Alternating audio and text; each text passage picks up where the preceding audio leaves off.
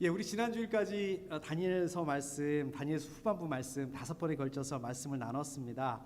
그리고 말씀드린 것처럼 오늘부터 이제 6번에 걸쳐서 히브리서 말씀을 나눌 예정입니다. 여러분, 히브리서 어떻습니까? 히브리서 좀 잘 안 읽게 되는 말씀입니다. 왜 잘 안 읽게 될까요? 왜 그럴까요? 어려우니까. 읽어도 이게 무슨 말씀인지 좀 잘 이해가 안 가고요. 잘 이해가 안 가니까 어떻습니까? 재미가 없어요. 졸음만 오고. 그래서 그런지 좀 잘 안 읽게 됩니다. 이번 기회에 우리 좀 히브리서 말씀도 같이 나누시고, 또 덤으로 또 히브리서 말씀 우리 또 집에서 또 이렇게 한번 읽으실 수 있는 그런 기회가 됐으면 좋겠습니다. 자, 히브리서 1장은요 일단 스킵 건너뛰시고요. 오늘 이제 2장 말씀, 또 다음 주에 3장 말씀, 또 그 다음 주에 4장, 5장, 6장, 7장 이렇게 한 주에 한 장씩 말씀을 6번에 걸쳐서 나눌 예정입니다. 저를 위해서 기도해 주십시오. 제가 말씀을 잘 준비하고 말씀을 읽는 것만 어려운 게 아니라 말씀 준비하기도 참 어렵더라고요. 어렵습니다. 잘 준비할 수 있도록 지금 저희를 위해서 기도해 주십시오. 지난번에 제가 말씀드렸잖아요. 우리 다니엘서 그 후반부 말씀 읽는 것만 어려운 게 아니라 말씀 준비하는 게 상당히 좀 어려웠는데 여러분들의 기도가 참 큰 힘이 됐습니다. 제가 말씀을 준비하면서 저를 위해서 많이 기도해 주시는구나, 그런 뭐라 그럴까요? 그런 느낌을 제가 확신을 갖게 됐습니다. 감사합니다. 여러분, 히브리서 하면은 제일 먼저 생각나시는 게 있으시죠? 뭐가 생각이 납니까? 히브리서 하면 믿음장, 히브리서 11장, 그죠? 거기 보시면 믿음으로 누구누구는, 워낙 많은 인물들이 나오니까 뭐 다 못 외우지만, 믿음으로 누구누구는 어떻게 했다, 믿음으로 누구누구는 어떻게 했다, 이런 말씀이 계속해서 이렇게 반복이 되잖아요. 자, 그래서 히브리서 11장을 믿음장이라고 이렇게 부릅니다. 감격이 되는 말씀이죠. 저도 굉장히 좋아하는 말씀입니다. 저도 많이 읽는, 히브리서 다는 못 읽고요, 그 부분만 많이 읽게 되는 것 같습니다. 또 여러분들 잘 기억 못 하시겠지만 제가 실제로 히브리서 11장 가지고 몇 번 이렇게 설교했던 것 같아요. 2-3번 정도 설교했던 것 같습니다. 제가 20대 때 한국에서 직장 생활하면서 직장인 DTS라는 것들을 했었습니다. 근데 이제 거기 그 과정 중에 성경 구절을 외우고요, 또 그 일주일에 한 번 가서 이제 그것을 시험 보고 이렇게 막 이렇게 외우고 쓰고 막 그랬던, 사람들 앞에서 외우기도 하고 또 이렇게 쓰기도 하고 그랬던 기억이 있습니다. 근데 그 중에 특히 히브리서 11장 말씀이 많이 있었던 것 같아요. 많이 외웠던 것 같아요. 근데 그게 좋은데요, 말씀을 그렇게 외우니까, 우리 또 정일남 목사님 말씀 잘 외우시죠? 이렇게 말씀 외우는 게 좋은데 이게 막 그렇게 막 외우니까 이게 연결이 안 되는 거예요. 그냥 그것들만 뽑아서 이렇게 외웠더니 연결이 안 되는 거예요. 그래서 어떻습니까? 잘 외우는데, 우리 정일남 목사님 굉장히 오래 기억하시지만 저는 끝나고 나니까 금방 잊어버리고, 뭘 외웠지? 이제 금방 잊어버리고, 실제로 지금 많이 잊어버렸습니다. 못 외우겠습니다. 자, 연결되지가 않습니다. 자, 그렇다면 이 주옥 같은 히브리서 11장 말씀, 믿음의 장, 믿음장, 믿음의 말씀, 왜 이렇게 히브리서 기자는 믿음에 대해서 이렇게 강조하고 있었을까요? 왜 이렇게 말씀하고 있었을까요? 물론 아까 말씀드린 것처럼 이번에는 저희가 7장까지만 볼 거니까 아마 11장은 나누지 못할 것 같습니다. 자, 그렇지만 저 여러분들이 이 히브리서 배경에 대해서 좀 아시게 되면, 그냥 그렇게 피상적으로 외우고 읽고 또 잊어버리고 그런 것이 아니라, 히브리서 기자가 여기서 뭐 때문에, 뭘 말하려고 이렇게 쓰고 있는지 좀 자세하게 알 수 있게 됩니다. 히브리서의 그 뭐라 그럴까요? 말씀의 의도를 더 깊이 이해하고 알 수 있게 됩니다. 자, 그래서 오늘은 그 히브리서 첫 시간이기도 하니까 좀 배경에 대해서 먼저 제가 좀 나눠보도록 하겠습니다. 자, 먼저 히브리서는 누가 썼을까요? 아시나요? 히브리서 누가 썼을까요? 뭐 바울이 많이 썼으니까, 실제로 우리 미국 교회 목사님은 자기는 히브리서 바울이 썼다라고 믿는다, 이렇게 얘기를 합니다. 그렇죠? 우리 히브리서도 보면 우리 바울 서신들하고 분위기가 굉장히 많이 비슷합니다. 꼭 바울이 쓴 것 같아요. 저도 그렇게 믿고 싶어요. 근데 제가 자료를 찾아보니까 바울이 썼다라는 그런 주장보다는 다른 의견들이 많습니다. 어떤 분은 보니까 아볼로가 썼다는 말이 있어요. 아볼로 기억하시나요? 우리 고린도전서 1장에 보면 나는 바울 편이다, 나는 게바 편이다, 나는 아볼로 편이다, 그 아볼로를 말하는 겁니다. 그런데 그 증거가 없으니까 알 수가 없죠. 자, 히브리서를 누가 썼을까요? 결론부터 답부터 말씀드리자면 모른다, 이게 답입니다. 누가 썼는지 알 수 없다, 이게 정설입니다. 우리 그 초대 교회 그 교부, 초대 교부, 지금으로부터 한 1900년 전의 분이죠. 그러니까 이 히브리스가 쓰여진 다음부터 한 100년 뒤에 인물인데, 그분이 뭐라고 그랬냐면 이렇게 얘기를 했다고 합니다. 히브리서를 누가 썼는지 그거는 하나님만 아신다. 아무도 모른다는 얘기죠. 예, 그러니까 히브리서를 누가 썼는지 아무도 모른다. 이게 정설로 받아들여지고 있습니다. 자, 히브리서 서자가 이게 편지 서자잖아요. 편지입니다. 자, 편지는 누굽니까? 누군가한테 받으라고, 이렇게 누군가가 받아보라고, 누군가가 읽어보시라고 쓴 건데, 자, 그러면 히브리서는 누구를 위해서 썼을까요? 히브리서는 누구와 수신자일까요? 일단 유대 사람일 것이다. 이거는 확실한 것 같습니다. 우리가 히브리서를 보면 왜 그런가? 히브리서에 보면은요, 구약 성경을 굉장히 많이 인용하고 있습니다.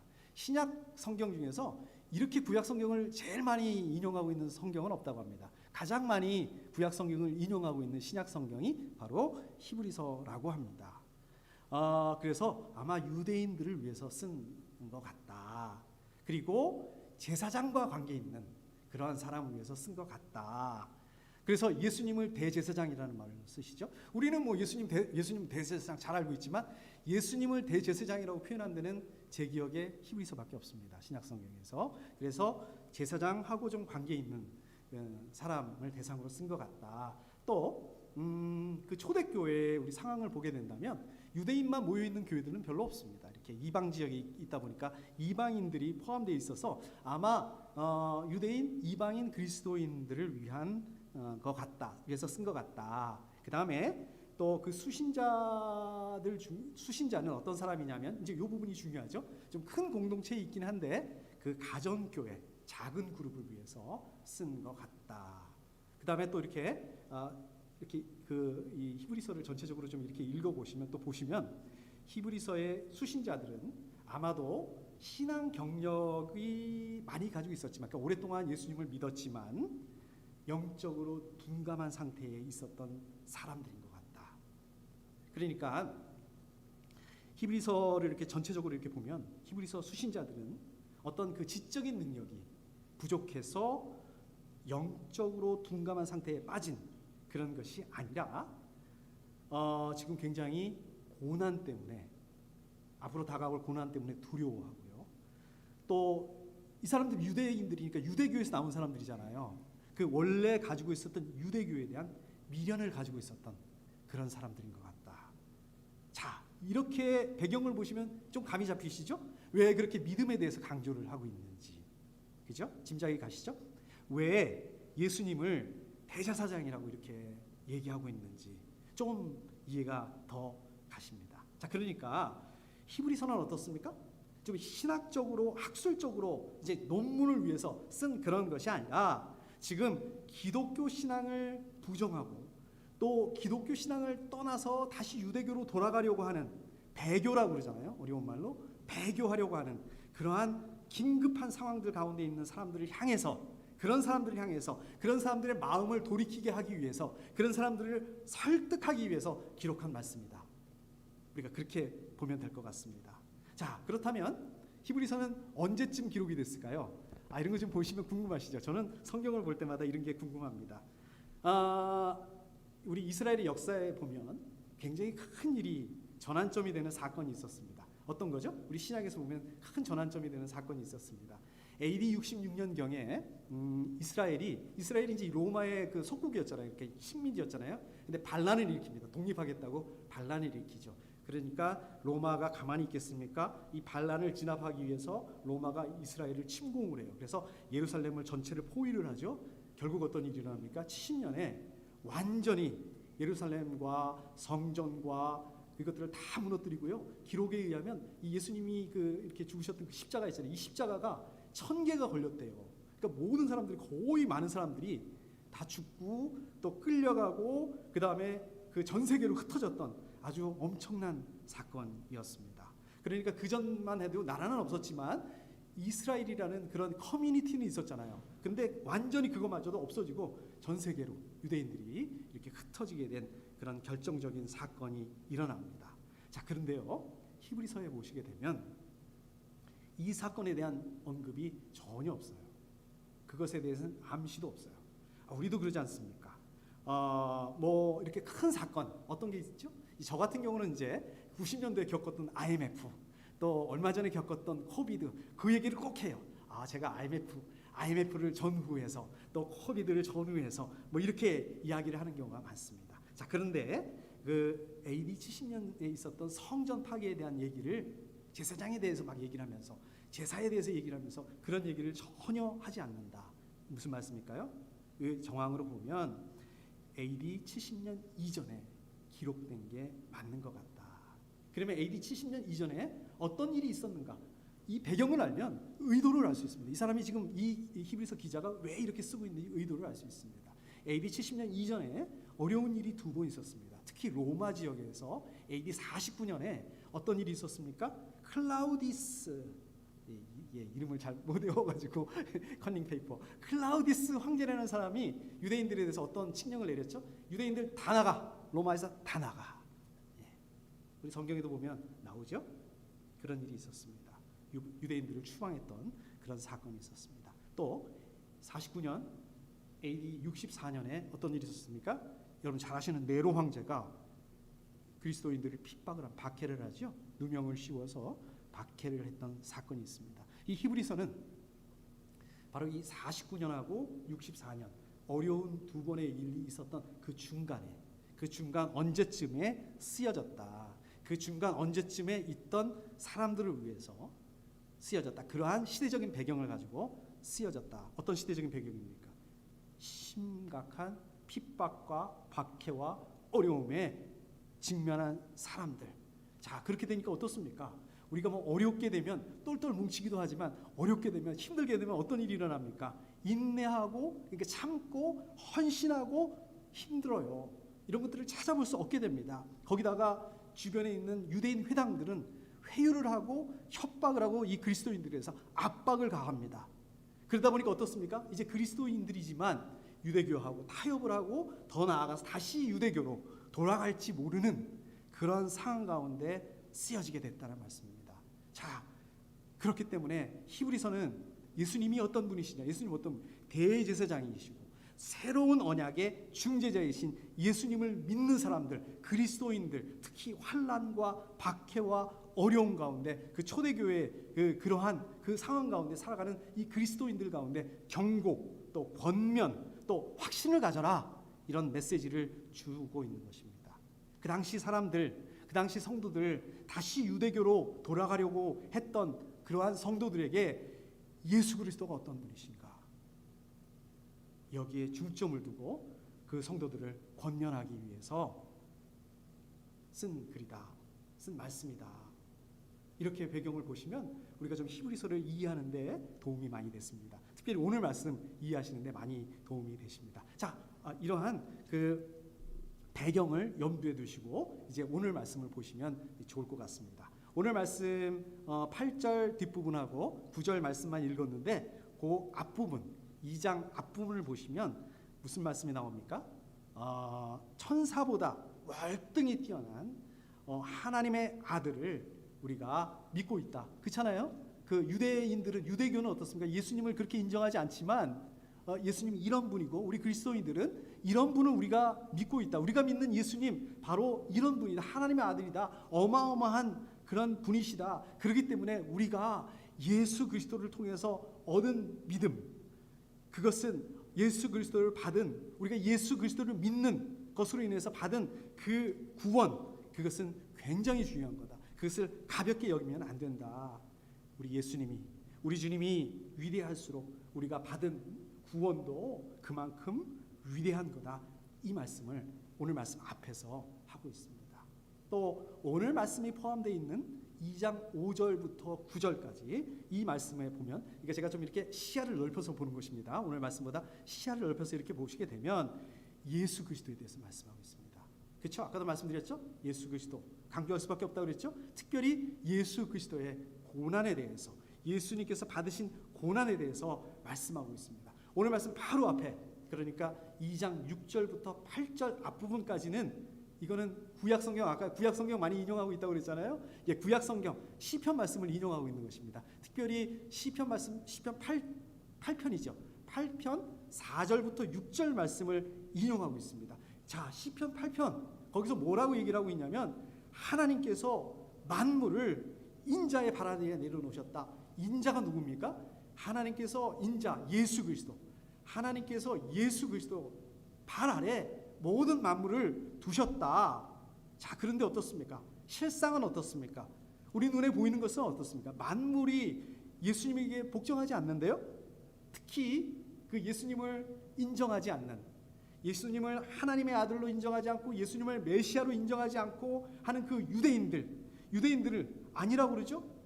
우리 눈으로 보기에도 어떻습니까? 만물이 지금 예수님께 복종하지 않는데요. 복종하는 것을 보지 못하고 있다. 천사들보다 못하다. 죽음의 고난을 받으셨다. 그러나 그 후에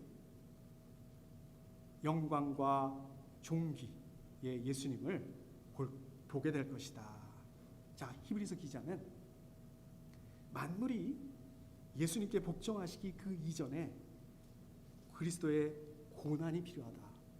고난을 받으시고 그 다음에 영광 받으실 건데 그 영광 이전에, 예수님의 영광 이전에 예수님의 고난이 필요하다. 고난이 있다. 지금 이 말씀을 좀 이렇게 큰 시야로 보면 이 말씀을 하고 있는 것입니다. 자, 이제 오늘 말씀을 좀 자세히 보도록 하겠습니다. 먼저 8절 부분 제가 다시 한번 읽어보겠습니다. 하나님께서 만물을 사람에게 복종시키심으로써 그에게 복종하지 않는 것이라고는 아무것도 없게 하신 것입니다. 예수님이 어떤 분이신가? 그거를 말씀하고 있죠. 어떤 분이시라고요? 하나님께서, 누가? 하나님 아버지가, 창조주 하나님이 만물을 예수님의 주권 아래 두셨다. 예수님의 주권 아래 두셨다. 이건 무슨 말씀입니까? 요한복음 17장 5절에 예수님이 이렇게 말씀하세요.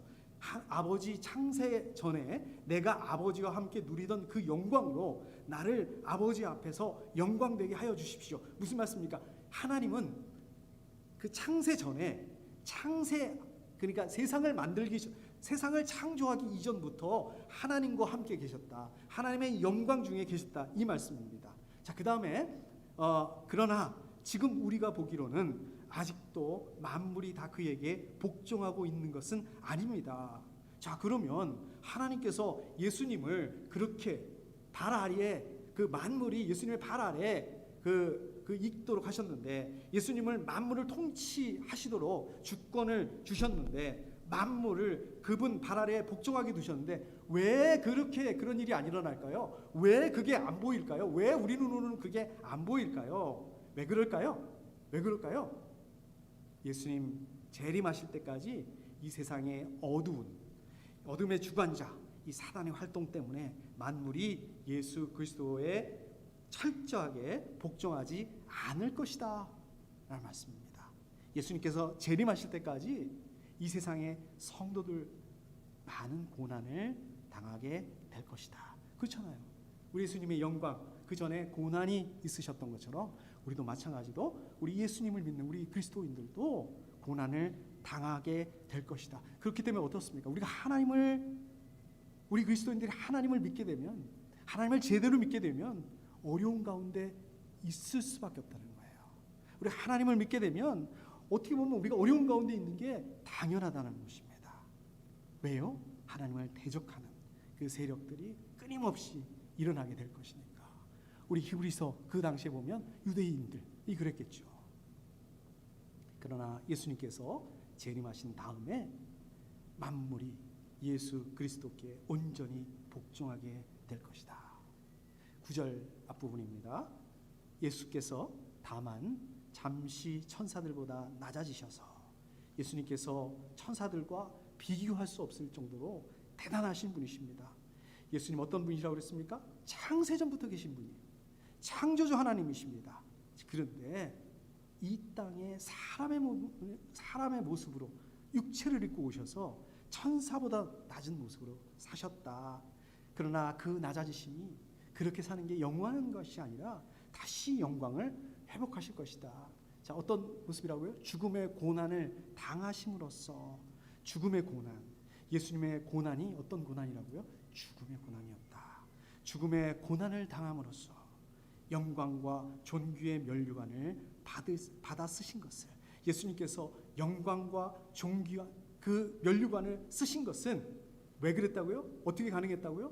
고난을 당하셨기 때문에 가능할 수 있었다.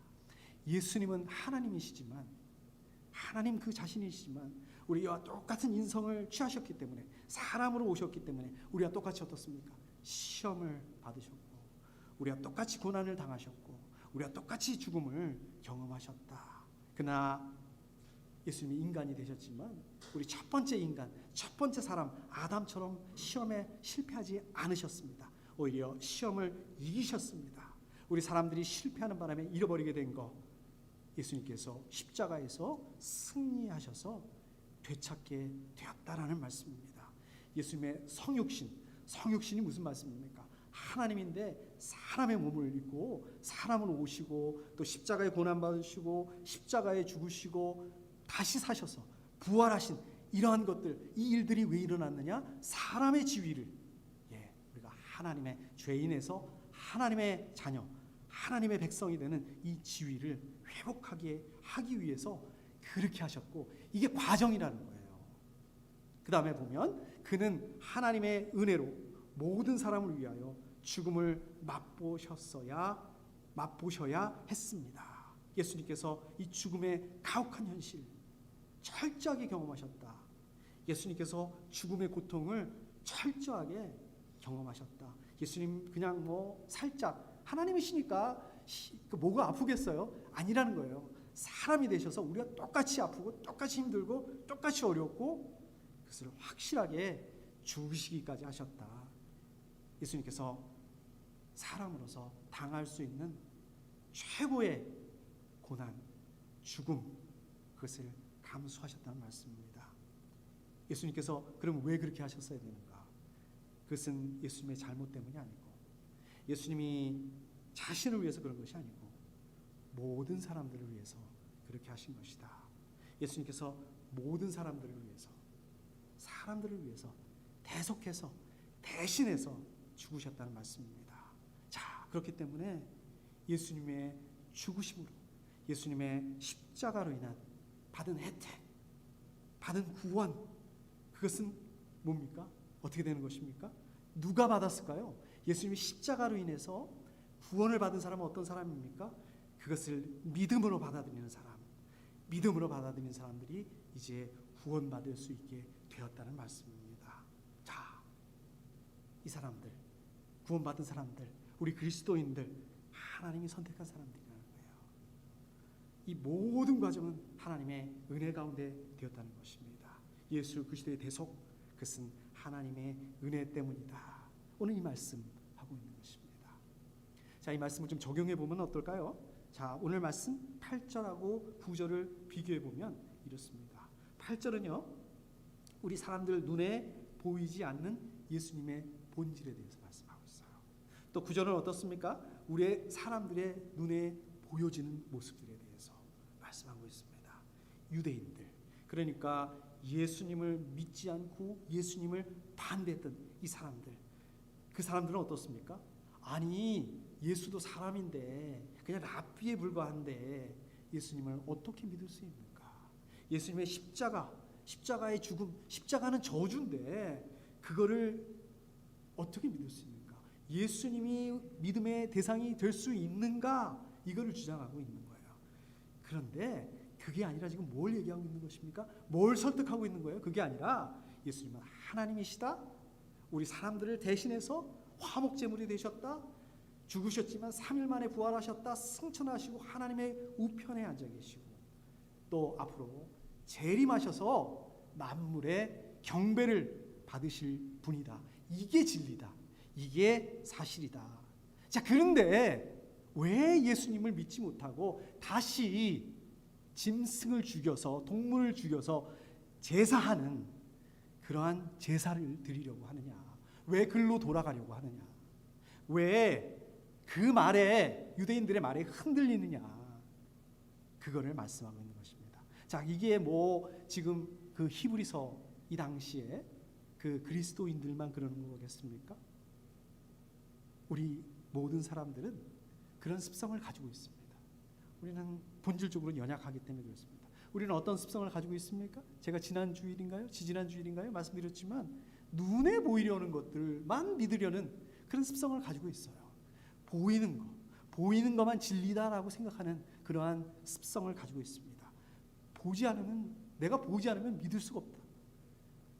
보는 것만 믿는 게 마치 과학적이고 보는 것만 믿는 게 마치 합리적이다라고 생각하는 그런 생각들을 많이 합니다. 또 우리가 과학적으로 증명되는 거, 그것만 사실이다, 그게 진리다, 나는 그것만 믿겠다, 이러한 경향도 있습니다. 우리 성경에서 보시면 우리 임승환 목사님도 굉장히 많이 고민하신다고 저한테 얘기하시는 분 중에 하나인데, 우리 성경에 보면 우리가 믿기 힘든 얘기들이 많이 나오죠. 예수님께서 동정녀를 통해서 탄생하신 사건, 예수님께서 오병이어 빵 5개 또 물고기 2마리를 가지고 5,000명을 먹이신 사건. 에이, 그게 말이 돼? 에이, 그게 어떻게 말이 돼? 이해하기가 쉽지가 않습니다. 자, 그런데 우리가 보이지 않는다고 해서 진리가 아닌 게 아닌 거잖아요. 진리는 진리잖아요. 보이지 않는다 하더라도, 과학적으로 증명이 되지 않는다고 한다 하더라도 진리가 아닌 게 아니지 않습니까? 만물이 예수님께 완전히 복종하지 않는 것 같은데, 아직 안 보이는데, 그렇다고 해서 예수님께서 만물의 주님이고 우주 만물의 통치자가 아닌 게 아니라는 거예요. 그게 맞다는 거예요. 자, 우리에게 말씀하신 하나님에 대한 믿음은 어떻습니까? 하나님에 대한 신실하심은 어떻습니까? 우리 그렇게 아시고 계시죠? 그렇게 믿고 계시죠? 하나님은 신실하신 분이시다. 눈에 보이지 않습니다. 하나님이 신실하다는 게 눈에 보입니까? 이거를 과학적으로 증명할 수 있습니까? 증명할 수 없습니다. 그러나 존재합니다. 그러나 진리입니다. 어떻게 할 때요? 우리 믿음과 인내가 있어야만, 우리 안에 하나님의 신실하심에 대한 신뢰가 있어요. 우리가 그것을 붙잡고 있어야만 하나님의 신실하심, 우리 믿음을 경험할 수 있게 된다는 말씀입니다. 저 여러분들 눈에 보이지 않지만 저 여러분들이 분명히 가지고 있는 믿음, 인내로 또 진리로 자유를 누리실 수 있으시기를 축복합니다. 자, 그다음 뒷절의 9절 뒷부분에 보시면, 그는 하나님의 은혜로 모든 사람을 위하여 죽음을 맛보셔야 했습니다. 여기 보시면 이제 모든 사람이라고 말씀하고 있죠. 자, 모든 사람은 어떤 사람을 말씀하고 있는 걸까요? 우리가 문자 그대로 본다면 모든 사람, 모든 인류를 말씀하고 있는 것처럼 보입니다. 맞습니까? 자, 그러면 아닌가요? 모든 사람, 그러면 어떤 그 영역에 있는 그런 사람들만 말씀하고 있는 걸까요? 자, 모든 인류라고 한다면 예수님의 그 속죄의 범위가 모든 인류, 그러면 어떻게 되는 걸까요? 아니면 그걸 말하는 걸까요? 아니면 어떤 특정한 사람들, 제한된 사람들을 말하는 걸까요? 이게 좀 이상하죠. 예수님께서 어떤 특정한 사람들을 위해서, 그 사람들만을 위해서 십자가에 고난 받으시고 죽으셨다, 그 사람들만 구원하시기 위해서 죽으셨다. 자, 그런데 이것을 모든 인류, 우리가 보편적인 속죄론으로 받아들이면 이렇게 됩니다. 예수님이 이미 십자가에서 모든 사람들을 위해서 죽으셨다, 그렇기 때문에 예수님을 믿지 않아도 구원을 받는다, 이런 논리가 되는 거죠. 여러분, 맞습니까? 이게 맞습니까? 아니죠. 자, 그렇기 때문에 모든 사람은 어떤 사람을 말씀하고 있는 것입니까? 예수님을 믿는 모든 사람, 예수님을 믿는 모든 그리스도인들, 이렇게 보실 수가 있습니다. 예수님께서 십자가의 죽으심은 물론 사람들을 포함하고 있는 것이지만 모든 그리스도인들을 위한 것이다. 저 여러분들이 예수님 믿으시잖아요. 예수님의 구원을 저 여러분들의 그 믿음 위에 굳건히 세울 수 있어야 됩니다. 그냥 우리가 예수님을 영접하고 구원하고 몇십 년 전에 저 고등학교 때 한번 하고 잊어버리고 그러는 것이 아니라, 우리 믿음, 우리 신앙 위에 그것을 잊어버리지 않고 굳게 세울 수 있어야 됩니다. 날마다, 그래야만 우리가 날마다 어떻습니까? 주님의 주시는 능력을 덧입어서 죄로부터 벗어날 수 있어요. 자유로울 수 있습니다. 이 구원의 확신을 우리 믿음, 우리 신앙 위에 세워야만 우리 주님 주시는 그 자유함을 누릴 수가 잊게 되시는 것입니다. 우리 주님께서 저여러분들을 위해서 죽으셨다는 사실 우리가 다시 한번 믿으시고 또 다시 한번 신뢰하시고 기억하실 수 있으시기를 축복합니다. 자, 그 다음에 보면 그는 하나님의 은혜로 모든 사람을 위하여 죽음을 맛보셔야 했습니다. 예수 그리스도의 십자가의 죽으심이 하나님의 은혜로 이루어졌다. 하나님의 계획에 의해서 진행되었다는 말씀입니다. 하나님께서 예수 그리스도의 십자가를 통해서 하나님의 공의 또 하나님의 사랑을 완전하게 나타내셨다는 말씀입니다. 하나님 어떤 분이십니까? 하나님 공의로우신 분이에요. 하나님 의로우신 분이십니다. 그렇기 때문에 죄를 미워하시는 분이십니다. 죄를 기뻐하지 않으시는 분이십니다. 죄를 벌하시는 분이십니다. 죄를 멸절시키고 어떠한 죄도 하나님 앞에 남아있을 수 없습니다. 하나님 죄와 관계없으신 분이시기 때문에 하나님 앞에 죄는 완전히 없어져야 되는 것입니다. 그러나 하나님은 동시에 어떤 분이십니까? 하나님 사랑의 하나님, 자비의 하나님, 하나님 사람들을 너무 사랑하세요.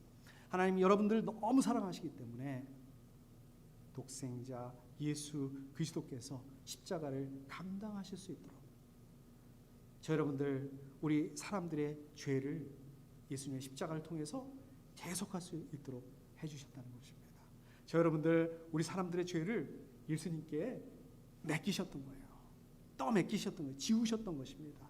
이사야서 53장 4절에서 이렇게 말씀하고 있습니다. 그는 실로 우리가 받아야 할 고통을 대신 받고 우리가 겪어야 할 슬픔을 대신 겪었다. 죄에 대한 징벌, 우리 죄에 대한 징벌을 예수님께 드렸다는 거예요. 예수님의 십자가에 내어주심으로 하나님의 공의를, 죄를 지면 이렇게 된다, 공의를 나타내셨습니다. 그러나 동시에 그 십자가를 통해서 하나님의 사랑을 드러내셨다는 것입니다. 완전히 모순되는 거 아닙니까? 공의, 사랑, 이 모순되는 이 두 가지 속성을 위해서 예수님의 십자가, 예수님께서 십자가에서 고난받으시고 죽으셔야 된다. 이 고난을 통해서 구속을 완성시키셨다는 말씀입니다. 자, 그렇기 때문에 예수님의 십자가의 죽으심은 어떤 의미를 갖느냐? 하나님의 공의, 하나님의 사랑이다. 이게 바로 십자가의 의미입니다. 십자가에 임한 하나님의 사랑, 하나님의 공의 때문에, 그게 아니었으면 죄 때문에 영원히 죽어야 하는 저와 여러분들, 예수님을 믿는 우리 그리스도인들이 새삼을 얻게 되었다. 그래서 이게 은혜라는 것입니다. 그래서 이게 놀라운 감격이 되는 것입니다. 말씀을 정리하도록 하겠습니다. 여러분들 예수님 만나셨죠?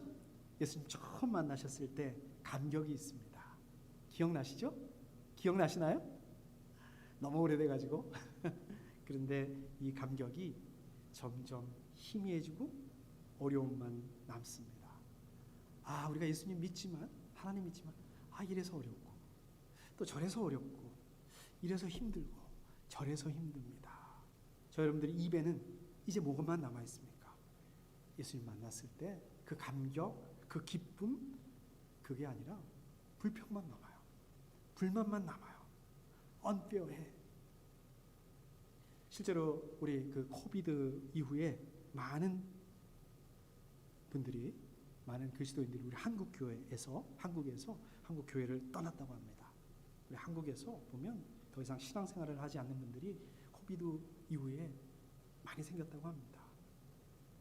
보면 마치 우리 히브리서 시대에 예수님 믿지 않고 또 예수님 인정하지 않는 그 유대인들, 이 유대인들이 어떻게 했습니까? 우리 그리스도인들, 예수님 믿는 그리스도인들 막 흔들어요. 유혹합니다. 핍박합니다. 협박합니다. 자, 그러는 바람에 그 예수님을 믿는 그리스도인들 중에는 그것을 이기지 못하고 예수님을 그리스도로 고백하는 그 믿음이 약해집니다. 또 유대교의 그 종교, 유대교의 그 문화, 그 제사를 지냈던 그것에 대한 향수 때문에 유대교로 돌아가기도 합니다. 그 모습을 보는 것 같아요. 요즘의 모습을 보면. 자, 그렇다면 저 여러분들은 어떻게 해야 될까요?